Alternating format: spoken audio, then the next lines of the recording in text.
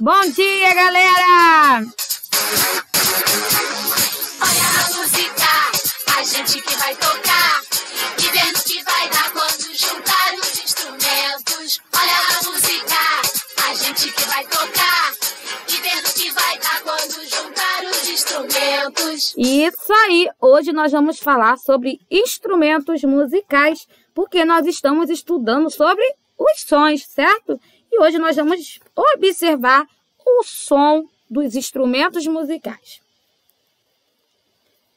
Vamos lá, pessoal! As orquestras sinfônicas são formadas por diversos músicos que tocam diferentes instrumentos musicais. Então, de maneira geral, esses instrumentos podem ser de corda, de percussão ou de sopro. Então, vamos lá, os instrumentos de corda. Os violinos, os violoncelos e os contrabaixos são exemplos de instrumentos de corda. Neles, o som é produzido pela vibração de suas cordas, realizada com a mão ou com um arco. O tamanho e a espessura das cordas variam, resultando em diferentes sons. Então, aqui a gente tem um menino, o nome dele é Diego, eu conheço ele, tocando violino. E aqui, o contrabaixo. Ok? Tem também, como a tia falou, os instrumentos de sopro, que são aqueles em que o som é produzido pela vibração de uma coluna de ar no interior desses instrumentos. Essa vibração ocorre quando o músico sopra o instrumento. Então, sons mais graves ou mais agudos são produzidos alterando o tamanho da coluna de ar. Isso é feito por meio de chaves no lado externo do instrumento, como nos saxofones e nas trompas, ou pelos orifícios, como nas flautas. Então, aqui nós temos uma pessoa tocando saxofone e uma menina tocando flauta doce.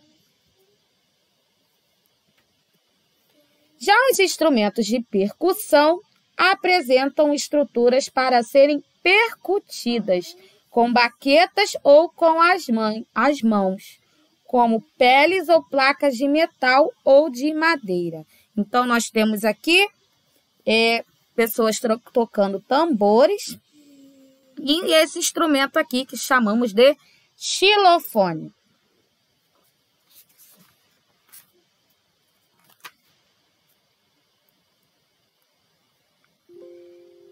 Agora nós vamos voltar e a tia vai mostrar para vocês o som de alguns desses instrumentos, tá bom?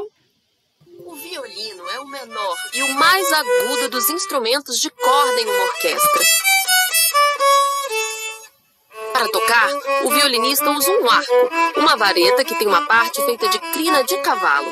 E é essa parte que o violinista passa nas cordas para tirar som do instrumento.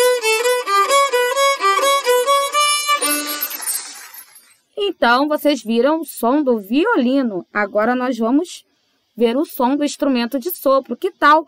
Vamos ver o som do saxofone?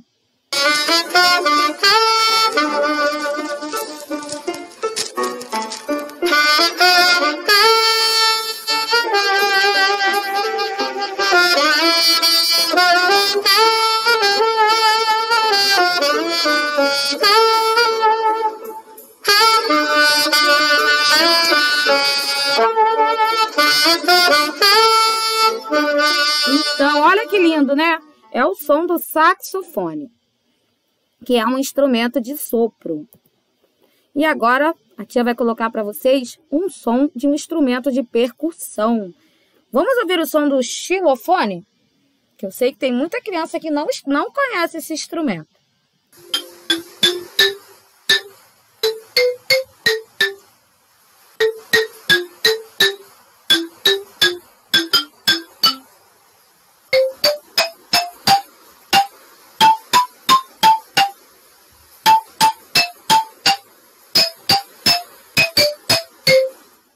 Que legal, né? É o som do xilofone, esse instrumento aqui. Agora a tia vai mostrar para vocês. Vamos falar sobre os instrumentos eletrônicos, instrumentos musicais eletrônicos. Então, alguns instrumentos musicais, como os violinos e os violões, são bastante conhecidos aí e utilizados há muito tempo. Outros, no entanto, foram desenvolvidos ao longo do tempo com o auxílio da tecnologia, como é o caso dos chamados sintetizadores. Então, os sintetizadores são instrumentos musicais eletrônicos, olha aí, que possuem sinais elétricos. Eles produzem sinais elétricos, os quais podem ser convertidos em sons. Geralmente, os sintetizadores são controlados por teclas, como as de um piano, e podem simular os sons de instrumentos de sopro, de corda e de percussão. Então, atualmente, além dos sintetizadores, os músicos utilizam diversos aparelhos que simulam os sons de outros instrumentos, como os controladores de MIDI e as baterias eletrônicas. Assim, um único aparelho pode emitir os sons de diferentes instrumentos musicais, ok? Então, pessoal, essa foi a nossa aula sobre instrumentos musicais, o som dos instrumentos. E agora nós vamos falar sobre poluição sonora. O que é uma poluição sonora, hein, pessoal? Nós já estudamos muito sobre poluição e agora nós vamos ver que existe também a poluição sonora. Então, carros de som, obras de construção, tráfego intenso, bares, sirene de ambulância, da polícia, televisão muito alta, aparelhos de som também em alto volume, fones de ouvido. Essas são algumas das fontes de sons às quais estamos expostos diariamente, principalmente nas grandes cidades. E isso aí, tudo que a tia falou em excesso, nós temos aí, então, a poluição sonora. Então, em nosso cotidiano, como somos expostos a diferentes sons, certo? Então, quando em excesso, eles podem causar danos à saúde das pessoas. E isso nós vamos caracterizar, vamos chamar de poluição sonora. Embora invisível, esse tipo de poluição já é considerado um problema de saúde pública e a causa de inúmeros casos de perda auditiva permanente. Além disso, o excesso de sons no ambiente pode causar problemas cardíacos, distúrbio de sono, dificuldade de aprendizagem, principalmente nas crianças, estresse, dor de cabeça, tontura, irritabilidade. Olha quantas coisas podem ser causadas com o excesso de som, com a poluição sonora. Então, nós temos aí, os sons apresentam diferentes intensidades. Então, aqui eu tenho, a tia colocou aqui para vocês, a intensidade dos sons. Então, acima de 85 decibéis, decibéis é como nós medimos o som, os sons podem causar danos permanentes à audição. Portanto, é recomendado limitar o tempo de exposição a sons com esse nível de intensidade. Então, passou de 85 decibéis, já pode prejudicar a nossa saúde. Então, no quadro aí, a tia vai mostrar para vocês um pouquinho da medição desses sons. Então, eu tenho aqui a sirene, o alarme, de 9 a 120 decibéis. Então, passou de 85 decibéis, já prejudica a nossa audição, ok? Já é uma poluição sonora. Então, aqui, sem riscos, até 80, 85 decibéis. Aí, aqui no amarelo, já tá no limite. O vermelho, já é um som, lesivo, já prejudica. E aqui, passou aqui, no vinho, nessa cor aqui, já é um som que prejudica mesmo, é uma lesão irreversível, certo? Então, por isso, Observe, olha o som de sala de aula, ó, de 40 a 80 decibéis, né? Às vezes as crianças falam muito alto, né? E tem os sons de fora também, aí junta tudo e pode prejudicar, então, a nossa audição.